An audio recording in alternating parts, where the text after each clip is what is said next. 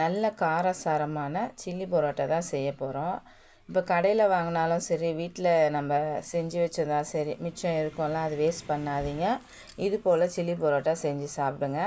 சோம்பு போட்டுக்கோங்க, கருவேப்பிலை போட்டுக்கோங்க, 2 பச்சை மிளகாய் 2 பச்சை மிளகாய் போட்டு வதக்கிட்டு நல்லா நீட்டு வாகில் ஒரு 2 வெங்காயத்தை சேர்த்துக்கோங்க.